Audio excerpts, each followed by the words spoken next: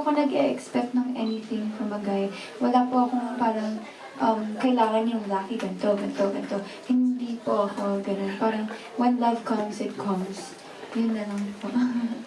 So, you can tell anybody, at ito gusto ko, these are my No. type of guy. Wala kang gano'n. Hindi po. Kasi ayoko ma-break yung expectations ko. Since I met you the first time in She's the One, we were in Wang Forest. Oh, you remember that? Oo. Tapos hanggang ngayon, so far, ano yung pwede mo ikwento na Oo. mga Nangyari. From that your day. learnings from that day until And now you medyo are. matagal-tagal. Ang daming magagandang nangyari, Lies. Please, After po ng She's the One po yun, after po ng She's the One, yun po nag-got to believe ako. I worked with Direk Cathy. And feeling ko dun po ako mas nag-learn sa acting. Parang marami po akong na-pick up po kasi na mga lessons in acting. And also, mas marami po akong naging workshop because of Forevermore. So, it really helped me. It taught me how to be more sincere. Kasi before, when I would act, parang I wouldn't really use personal things in my life that happened. And now, I'm able to parang bring it into the scenes. Bring it in, bring myself along with the character. And, ano pa po? Yun. Mas nag-mature po ako ngayon. And, yun. Medyo nagkaroon ka ng confidence. But siguro my last question would be, Okay. if you are not the Liza Soberano actress, who do you think you are? If I weren't an actress, I'd be a regular student. Probably playing volleyball. Oh, you love volleyball? Yeah, she does. I do. But I haven't been playing for like 3 years now. Matagal na. And yun po, I'd be in college right now. Thank you po. Thanks so much. Okay, Mark, ayan, sige, after si PJ. Kasi parang hugot din from Forevermore ulit. So, was there a pressure from fans na magkaroon ng kissing scene? Kasi nga, yun nga, parang nabitin yung tao doon sa nose to nose. So, was there a clamor or how did you, paano Nakikip niyo pa kayo doon, direct? Are you aware sa consent sa ng Forevermore? Oo. Kasi lahat naman tayo sinubaybay. Correct. Diba? Parang imposible hindi mo sinubaybay. Nagkaroon kayo na idea na kung ano man yun na missing or ituloy sa The Bet? Sa Just the Way?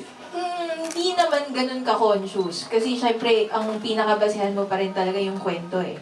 Diba, babalik ka dun sa characters eh. Para maiba rin mo talaga sa Forevermore eh. Kasi ibang iba yung characters ni Agnes at ni Sander, kay Sofia at kay Drake. So yun, sa Kiss daw. Kahit po mag-rant sila, hindi ko po maibibigay. Kasi 17 pa lang. Opo. Wala po silang aabangan kung mag-kiss na po kami. Tsaka hindi ko po talaga kaya. Wala silang aabangan sa TV kung mag-kiss kayo. So, ginawa nyo sa movie. Ay, hindi po. Hindi, malayo pa bago po ako mag-kissing scene.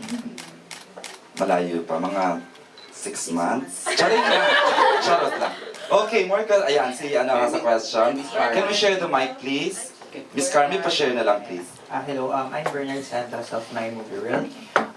Question lang for Miss Kim. Paano yung naging collaboration nyo for the book and you doing the movie? Are you always in the set while doing the film or sa pre-prod lang or paano yung Nung una po, nanghihingi ako ng script kasi parang gusto ko din makita kung ano yung changes kung paano nila ginawa from the book to the movie.